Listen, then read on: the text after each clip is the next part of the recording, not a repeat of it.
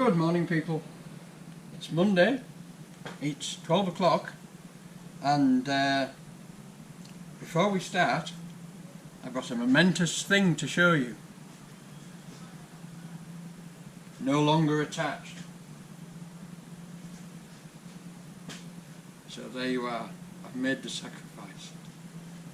This will now go in the bag. I've got a carrier bag in there with all the other dreadlocks I've cut off, which are all about this long, to be honest, so you can tell how well my hair still grows, if that's important. Right, we have moved forward a little. I got here about, I didn't get it till about 11, so I've just put an hour in.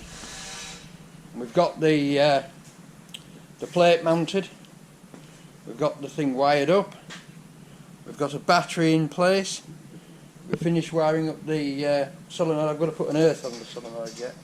That reminds me, earth on the solenoid. And I think we're about ready for a start, or at least a spin over and see if we've got a spark.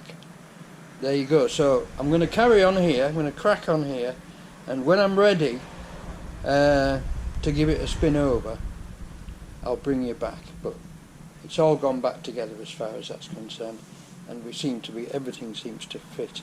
Apart from the battery packing underneath now seems to be touching the rocker cover, but I can't imagine why that is, because the engine hasn't moved back. It's probably just me that's got it in the wrong position. Right, so I shall crack on, get the rest of it put back together, and then I'll bring you back. Okay. I got the new tyre on. Fitting the new tyre was quite a lot easier than fitting the old ones.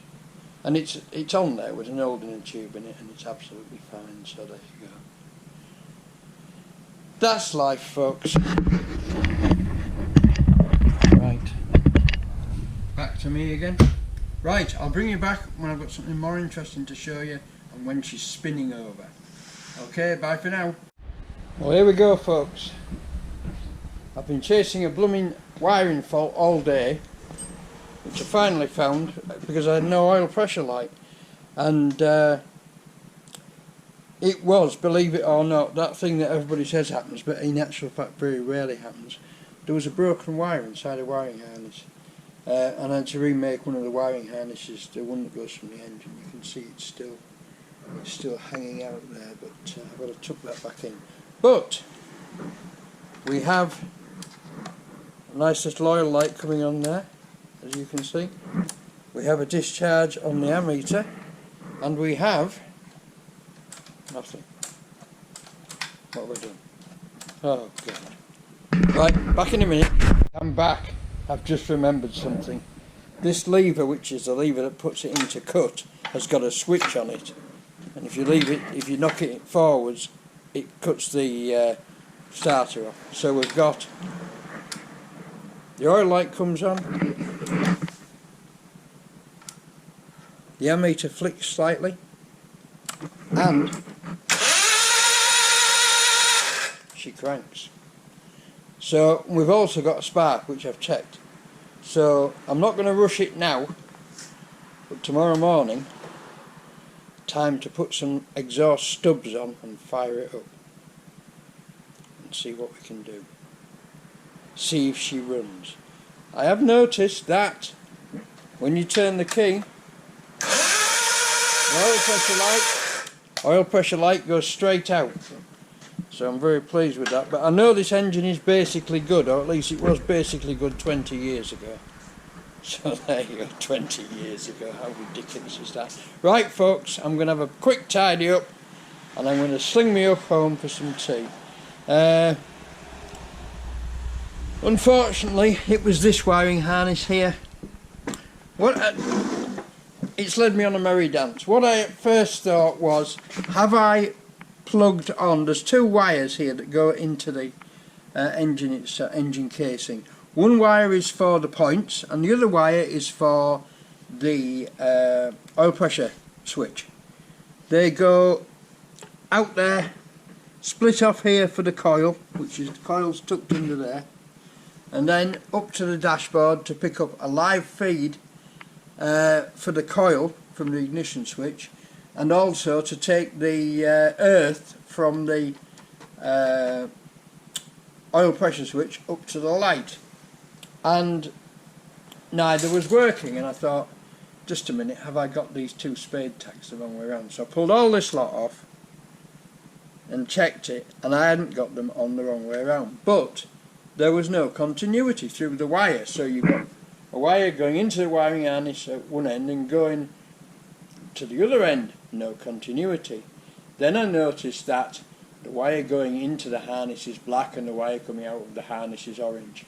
So when I actually took the harness off the vehicle, split it out, it had been joined inside, and the join was very poor, and just corrosion. I mean, standing 20 years, what do you expect?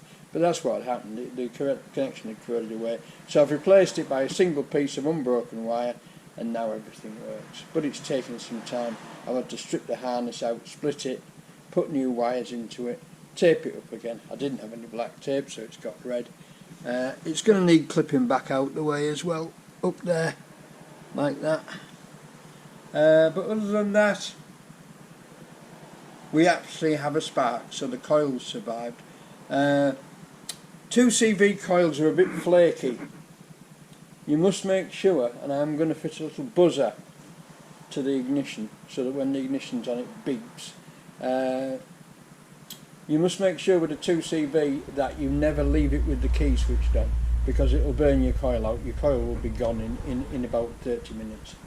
They're well known for doing it, I'm afraid. But there you go. Anyway,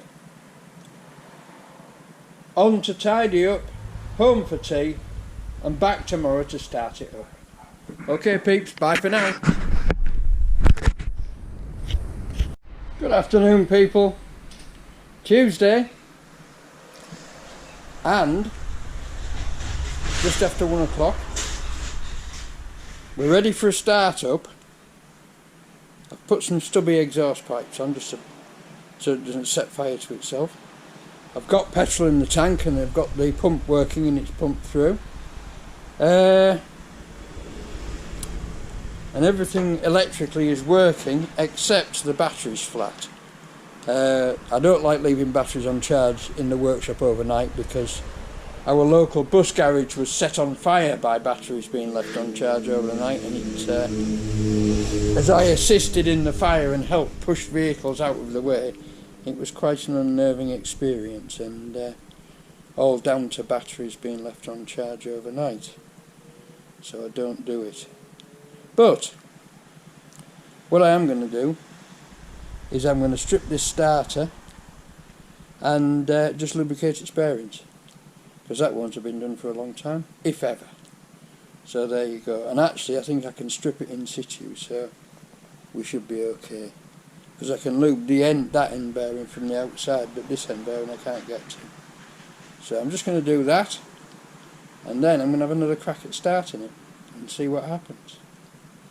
But we've got fuel, we've got sparks, all the wiring's working now, and that seems to be it, apart from neatening up the wiring, neatening up that lot there.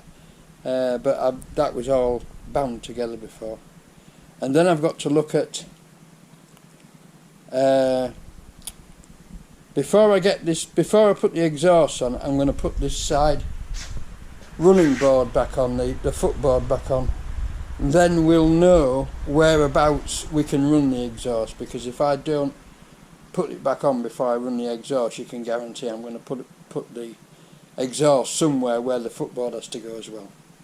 So there you go. But now I've seen that belt cranking over and staying on perfectly okay, I'm happy about that. So I'm gonna do that next. I'll just do this starter while the battery's charging, and then I'll crack on with putting this back together at this side and give the battery time to charge. And then of course I've got to look at the belt tensioning device for the grass box, which I may do that as well before I start to bend exhaust pipes, because if I put an exhaust pipe where I could put an operating lever, it's easier to move the exhaust pipe before I've made it than it is to move the operating lever. We'll have a look and see. We'll see if we can suss out what goes where. Right, okay, I'm going to do this start, and then I'm going to clap that side footboard on, and I shall carry on while the battery is charging up. That, believe it or not, is the best battery charger I've got, because my charger starter is at my cousin's, and I could go and get it, but I fear that would be rushing it, and I want to keep you in suspenders as long as I can before I start this engine. I'm pretty sure it's going to be okay.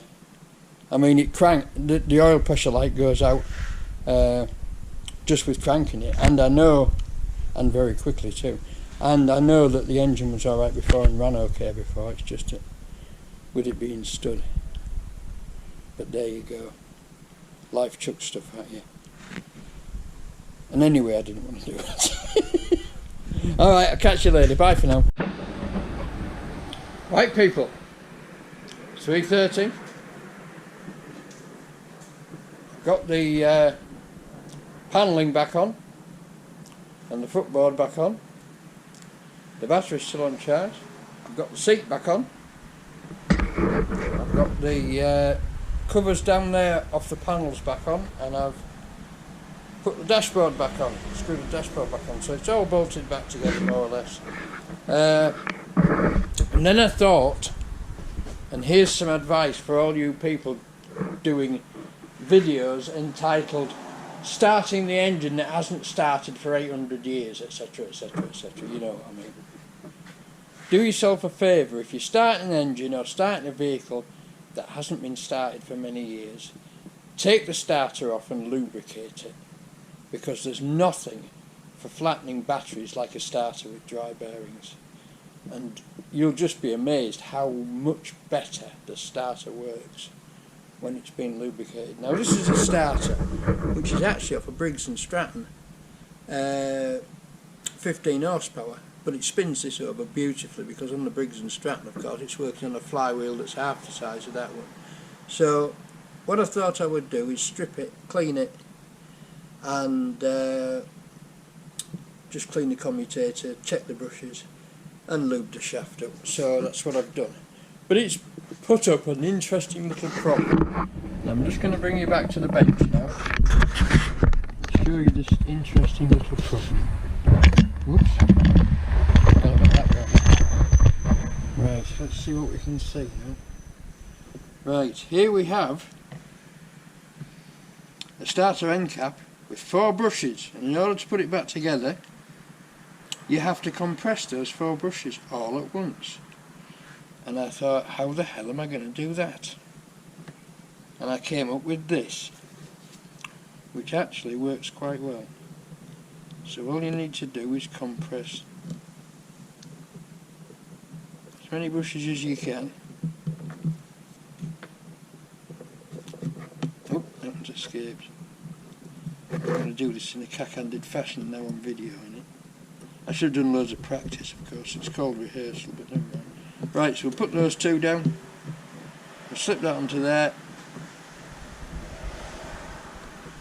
Hold number 3 down. Fit number 3. There we are, all 4 compressed. I'm now going to walk around to the vehicle with it compressed, slip it on and pull the piece of tin out. Couldn't be simpler. So if you ever have any trouble compressing brushes to get them in, I mean, very often you'll find there's a hole through the brush holder where you can put a pin through, and there's even sometimes a hole in the outside where you can thread a piece of wire through, hold the brush back and then pull it out when you got in. But with this there's nothing like you would expect, because it's crude, but there's your solution. Right, I'm not going to show you me fitting this because it's going to be really awkward and you won't get much of a view because we're on a GoPro and we've got no zoom. So I'm going to fit this and then I'll bring you back in a second. And there we are, folks, starter back together. It works. Okay, I'm just going to give it a spin and see if it works. When I find the key, when I find the ignition key, which I cleaned up earlier on today because it was interesting. Right, I'll bring you back when I'm ready to start it. Okay. Let's give her a spin and see what happens. I've not got much hope of this because this battery is very flat. It's a battery charger which doesn't do very well. But there you go, we'll give it full choke and a little bit of throttle.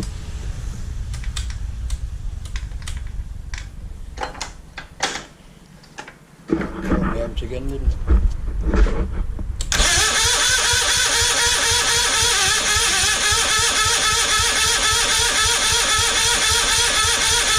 Well, doesn't that sound a better starter?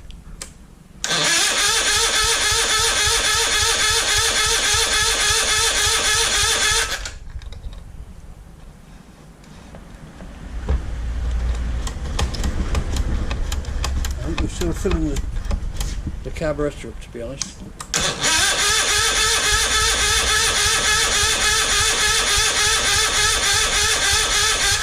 Right. We still need more charge in that battery, so I'm going to leave that for now and carry on with the reassembly. So if I get a start today, I'll bring you back, but if not, it'll be tomorrow.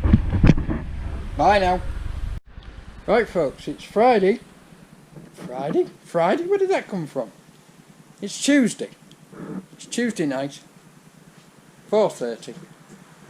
I've checked the spark, I've still got a spark. The carburetor's full of petrol. It's not firing. I believe that the flat battery is reducing the spark almost to nothing. Whilst I say I've got a spark, I have. It's not a very healthy one. Anyway, I've got the rest of it rebuilt, and I hope to get a run out of it tomorrow. I'm going to take this battery up to Keith's, and I'm going to put it on the big heavy duty charger overnight in the polish mill. And tomorrow we'll go for a start. I hope. Doesn't it look smart? Doesn't it look good? Well, I think it looks good anyway. Okay, catch you all day, so bye now. Good morning people. What a change from yesterday. It's dank and damp and it's been raining quite hard, although it looks like it's let off a bit now. I'm going to have to pick some of these apples up and make some of my super duper rust remover with them. But there's still a lot in the tree. Right. Wednesday. I've got all the bits back on. He actually fired this morning with a freshly charged battery, but it's a very weak spark, so I'm now going to strip down the points. I'm going to take the points out and clean them properly. I did them with some emery tape and checked they were making good connection, but I'm going to take the points out, clean them properly, reset the timing again, check that I've got it right, which I'm pretty sure I have, but there we go. And then I shall also check the condenser while I've got that out to make sure that that's not duff. So there you go. Right, I'm going to crack on with that. I'll bring you back when there's something more interesting to show you. Okay, bye for now. Right folks, I've stripped the points box out. I've checked the condenser. It checks pretty much the same as a new replacement condenser for points, so I'm putting that one back in. I've cleaned the let's show you something like I've cleaned the points. They were very badly pitted. I had slipped a file in between them and given them a clean up, but it hadn't, to be honest, made much difference. They're pretty bloody perfect now. Can you see that one? Yes, you can. They're pretty perfect now, so we should be in with a much better spark. So I'm going to bang this lot back together and put it back on, re-time it again, and then we'll see how we go. Okay, bye for now. Hello people. I'm back because I've found a problem. I've got it all back together again. I hope you can see that clear. I've got it all back together again in the tractor, whatever. And the points are open at the moment. I've got one clip, one lead onto the points case, and I've got one lead onto the connection that the coil goes to. And when I short out the points with the feeler gauges, I get a very weak reading on the Avo.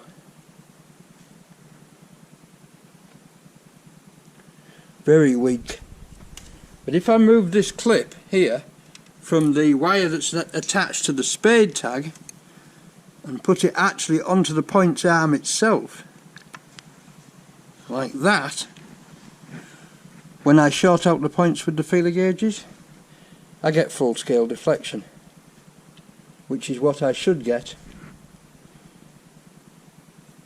on the on that connection. So it looks like we've got a high resistance connection somewhere, and I'm going to have to take it off again and find it. Okay, I'll bring you back when I've found it. Bye for now. Right, here we are back on the bench again. Break the points. Make the points. Break the points.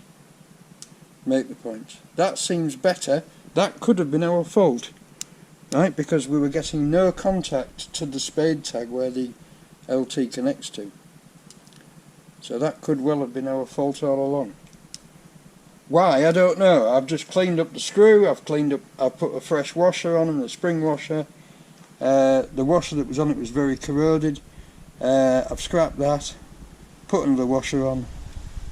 Let's see what happens now. Let's see what happens now. Right, I'll bring you back when I've got it back on and timed up. Right, we're back together. We're working properly.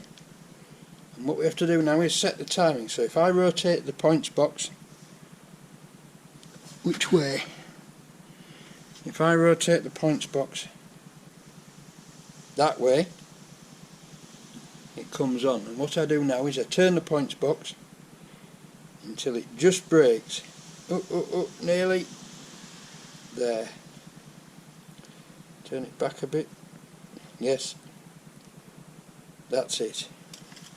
So that's the static timing set. Right, so I can now put that back together, tighten the bolts up, put it back together, and we can go for a start, see if it starts. Okay, I'll do that. I'll bring you back when I'm starting.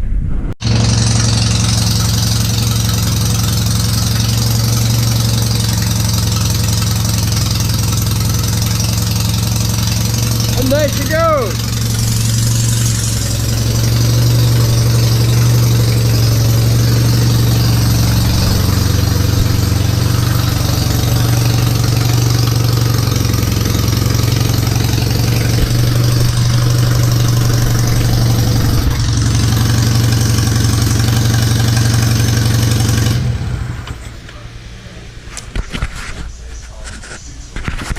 There she goes, people.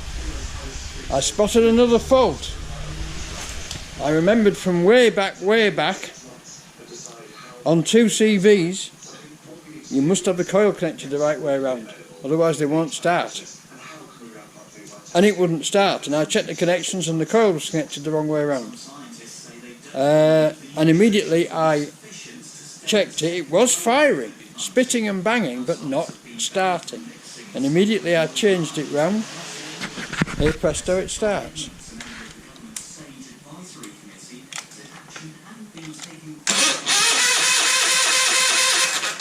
You're going to start again? You're going to start again?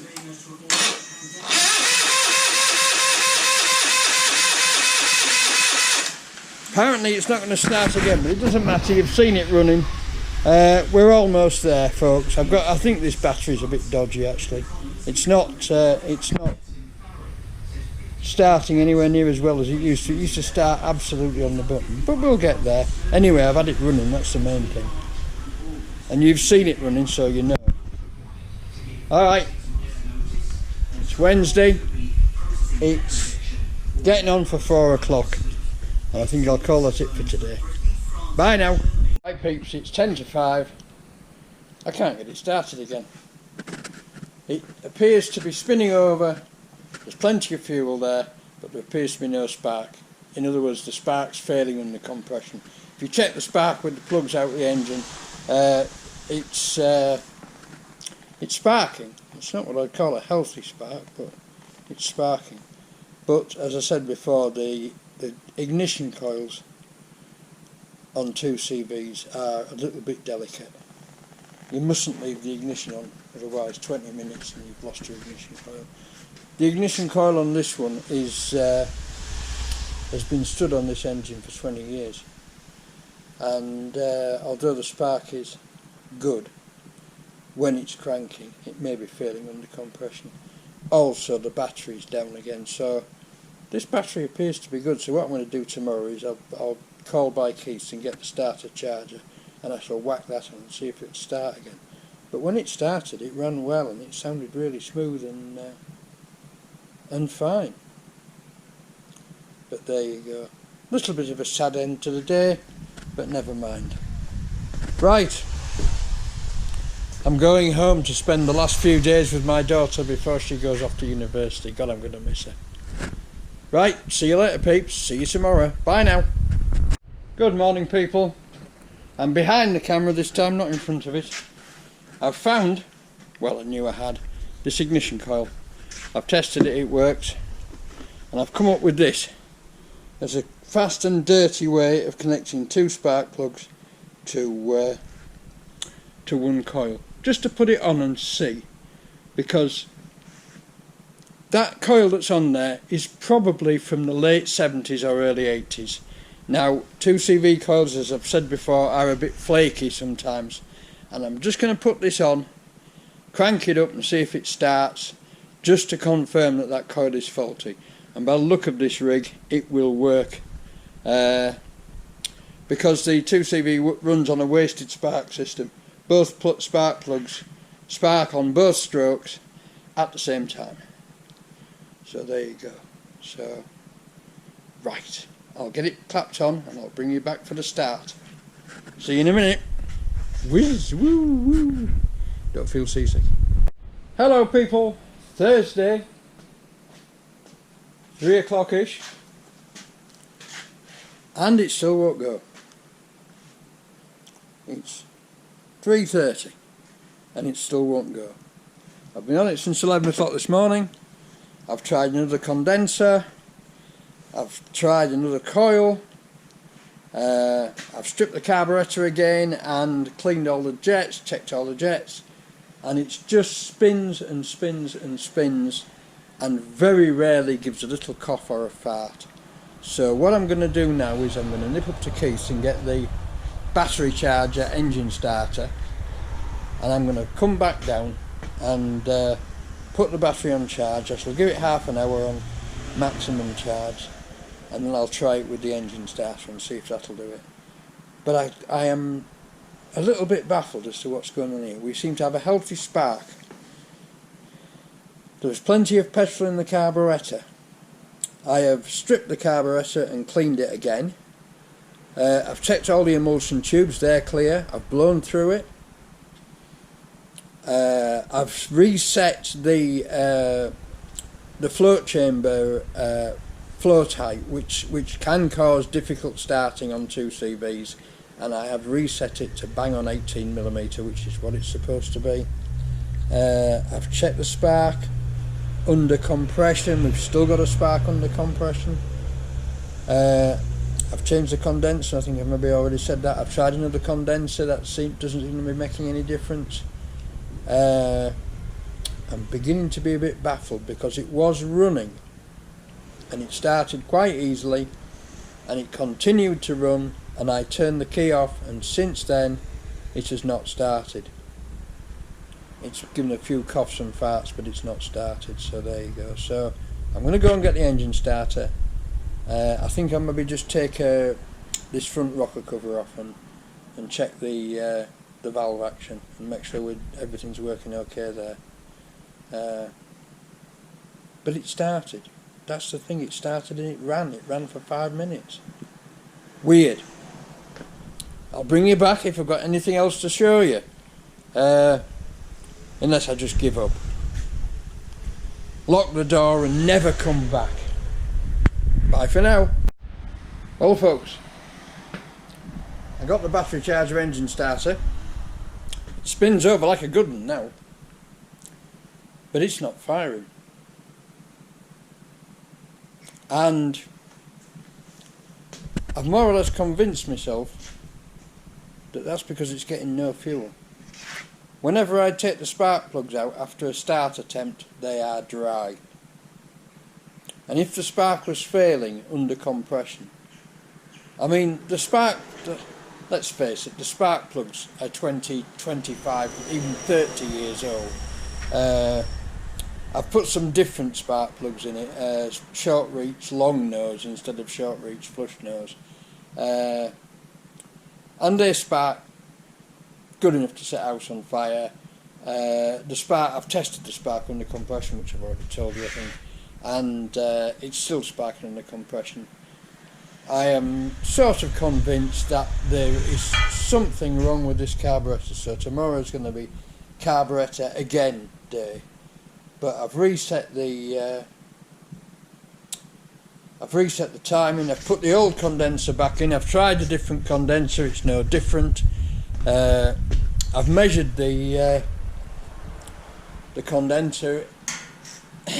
The condenser is measuring 0.26 of a microfarad.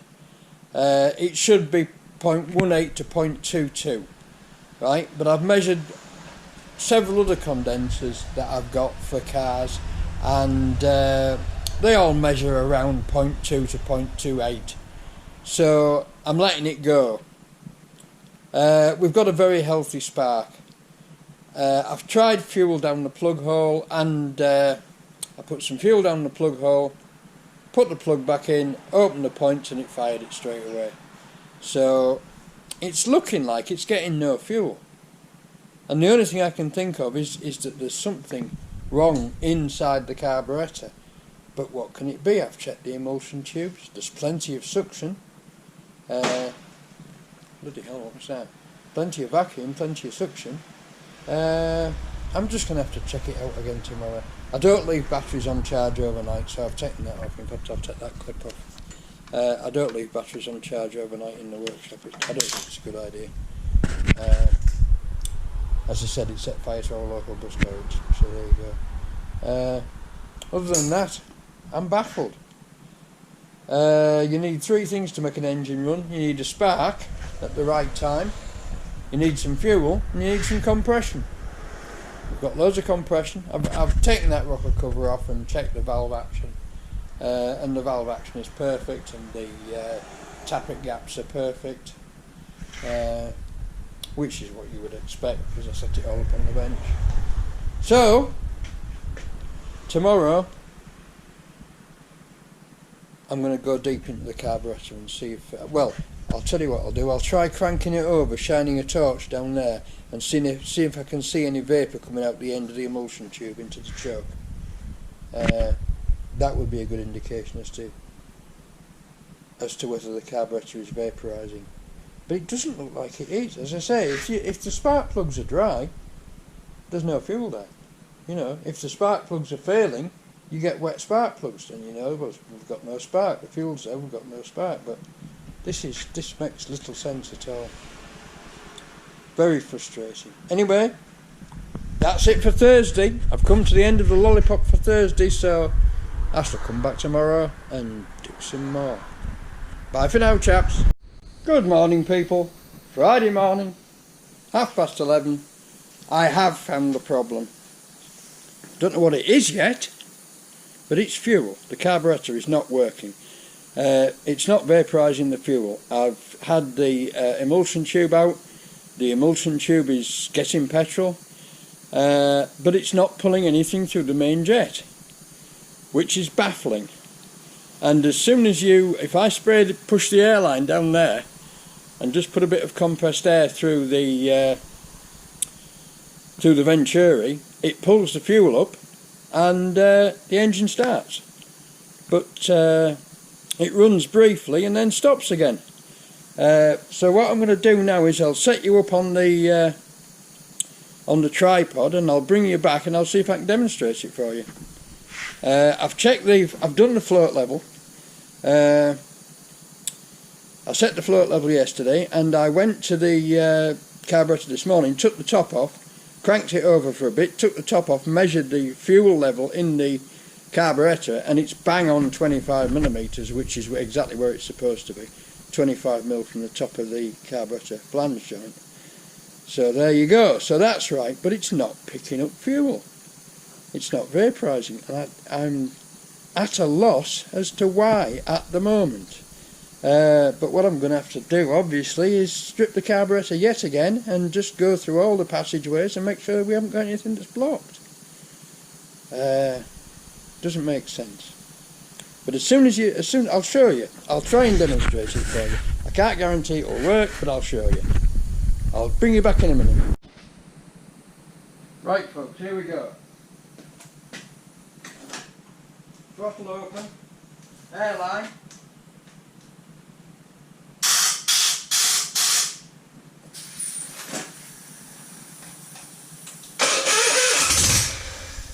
There it goes.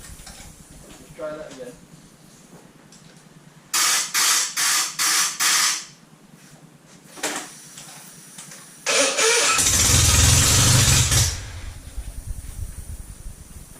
So as you can see, there's nothing wrong with the ignition at all. It's spot on. It's, for some weird reason, the carburetor isn't working, so I'm going to have to strip it down and have a look. I'll get it in bits and I'll bring you back. Bye now. Well, ladies and gentlemen, I've stripped the carburetor yet again, and I actually found something. Just a moment.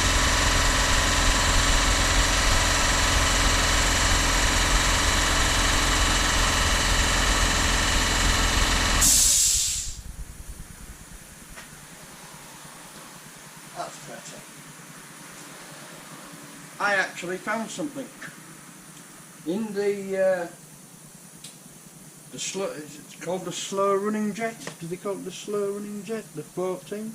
Slow running jet. In the slow running jet, there was a sliver of, looked like a little sliver of wood, but whatever, sticking actually through the hull of the jet. So, removed it, blew the jet out, cleaned it out with a wire brush spine, put it back in, cleaned all the other jets very thoroughly, and this is the result.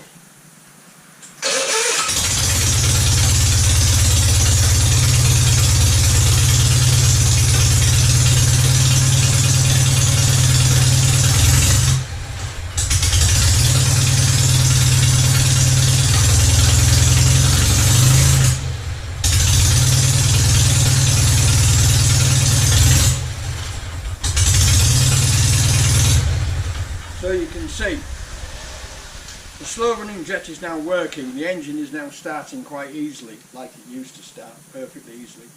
But what's happening now is it's not going onto the main jet. It's not changing over onto the main jet. When I try to open the throttle, it takes the slow running jet up as far as it will stand, and then when it changes over onto the main jet, it fails, the engine fails. So we still have a problem with the carburettor, but I think you'll agree that we've proved there's nothing wrong with the ignition or the spark plugs or the ignition collar.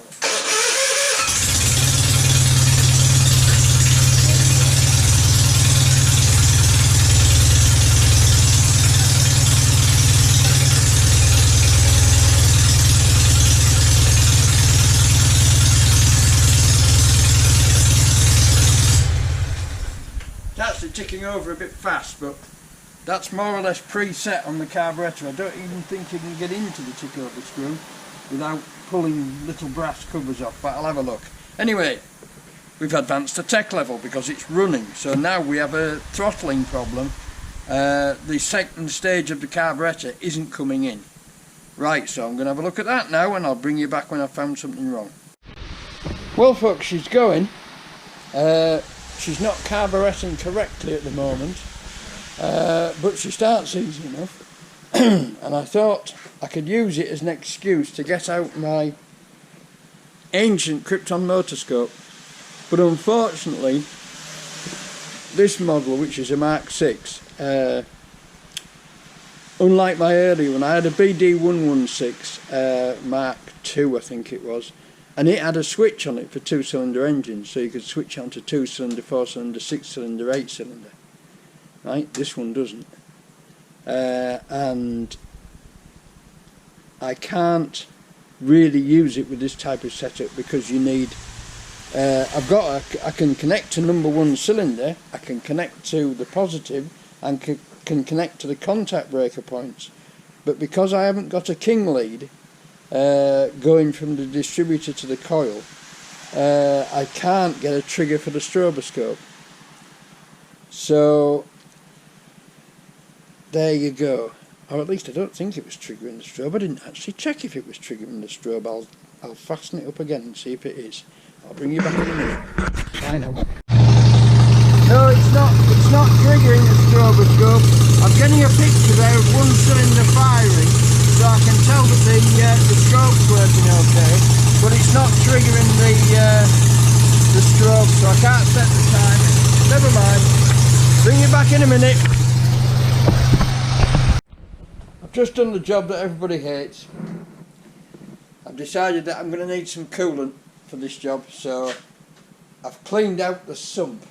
I'd already pumped out as much as I could because the oil was really nasty. So I decided now's as good a time as any to do it, being Friday afternoon. And I've cleaned out the, can you see in there? I'll get you a light. Just so that I can prove I've done it.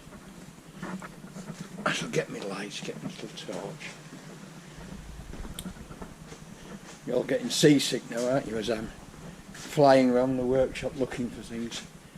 I can't find it in 2 seconds. Yes, I found it. There we are. I was going to say I can't find it in 2 seconds, I'll bring you back, but I found it. Of course, I did the most stupid thing in the world. I got a pair of gloves out, especially to do this job with, and then didn't put them on. So there we are, look. All nice and clean in the bottom. Nice clean pump. There we go. Right, I'm going to mix some new coolant now, and we'll have some decent cutting oil for doing this job, and I'll vacuum the tray out, get rid of all the aluminium pushrod tube debris. Right, see you in a bit. Right folks, here we go. The phone just quit on me. It said it had 20% battery left and then it went, ugh! I'm dead. So I'm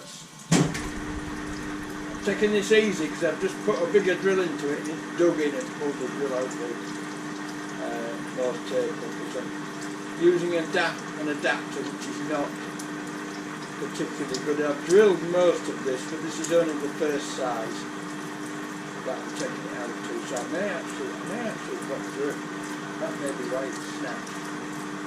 I think I'm through that. Whoa. That was either through or it broke the end off the drill. Let's find out.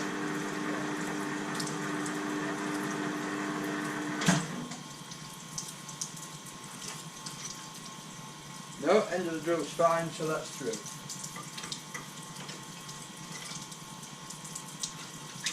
Let's just run that through again. It dug in, and because it dug in, I took it out the chuck and I turned it round. I'm doing, as you will notice, fairly slowly,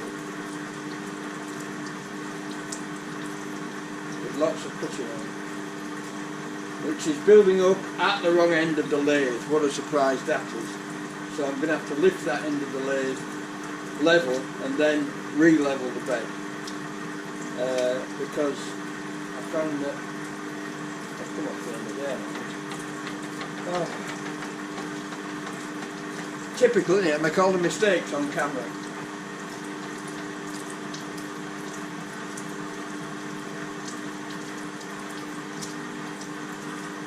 Right.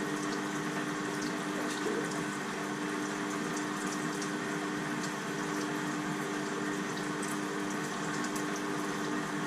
Anyway, I don't ever say I don't show you any turning work. I'm beginning to wonder about this lathe. And I couldn't actually find any play at all on the, yes, that's gone through. That's actually come out. I couldn't find any play at all on the main bearings, and I'm beginning to think, this is what happens when you use Morse taper sleeves that are less than perfect.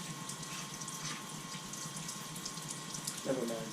I'm beginning to wonder if it's not one of the other bearings that's gone, which would be good, because it would be good in one way. They are cheaper to buy, of course, but they don't need to be super accurate there. But they're also more difficult to fit because it means stripping more of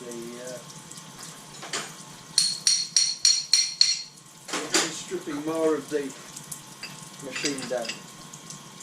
Having said that, right, let's try again. Wind back to nearly to zero, but not to zero because zero pops the most taper out. That will do. Take it up to there, and off we go. Now this is a brand new drill, and it dug in because I was going too fast. So I'm just going to go a bit carefully until we get the cut established. There we go. That's much better.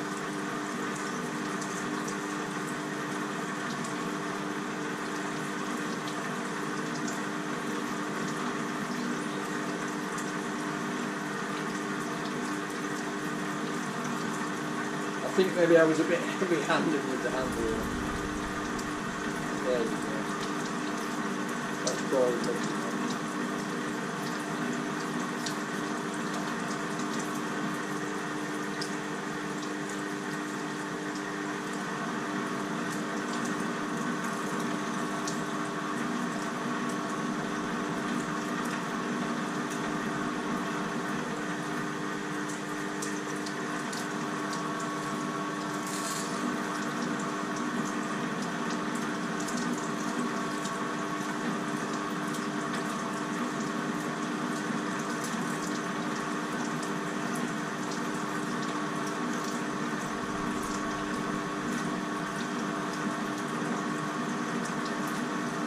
I need to go up another size yet to get it out to the full size, but it won't be much.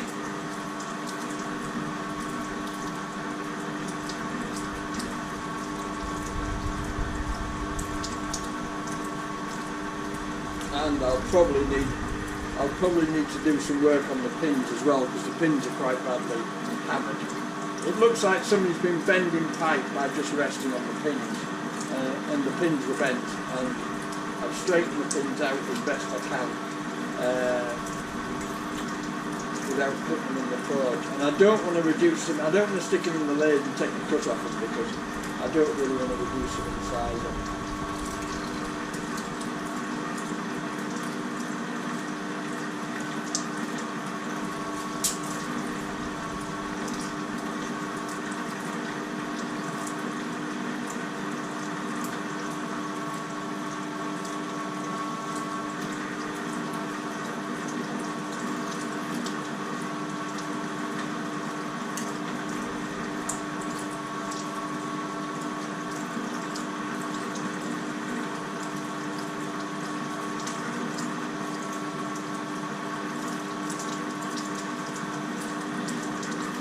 So you get the idea. I'm sure you've seen enough of this. Get that sleeves pulled over here. I'm sure you've seen enough of this. I'll bring you back when I've done it. Okay, bye for now. Right folks, well it's nearly going up to home time and I've got one done. Right? Now, as John Doublebooth would say, that's a bit wobbly piss slack. But it doesn't matter because that's actually bored to exactly the same size hole as is in the frame, and these pins are crap, so if necessary I can make up some new pins which will be an exact fit in the frame and an exact fit in these holes. So there you go, but for now that's near enough. Anyway folks, that's the end of the week, a week of trials and tragedies and tribulations and prattling about with bloody 2CV engines. I've had more trouble with that than I've had with any 2CV I've ever owned, and I've owned many. Right? It's been a bit of a pain. I've never seen that fault before, and it still isn't fully sorted out, but at least we know that it is fuel now, and it's not anything to do with the ignition system. It's even running on the original coil, so I'm quite happy that that's okay as well, and the original condenser. We'll look at it some more next week. I shall finish this job on Monday. and then we'll go on to bending some exhaust pipes and fitting up an exhaust system so I can put a silencer on it so that I can then listen to it and tune it, because at the moment I can't hear a damn thing. So there you go. Right folks, that's it. Thanks for watching. Thanks for sending me all the comments and the new subscriptions. Please subscribe if you haven't already. And I hope you enjoy it all, and I'll see you next week. Bye for now.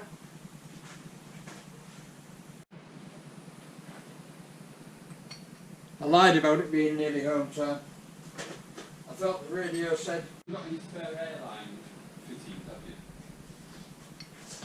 I lied. I did them both. It wasn't... I thought it was 426. It was actually 406. So I got the other one... Once I got all the drills lined up, I got the other one done and did them both, and I've just nicely brightened them up on the wire brush. So that's it folks. See you next week. Bye now.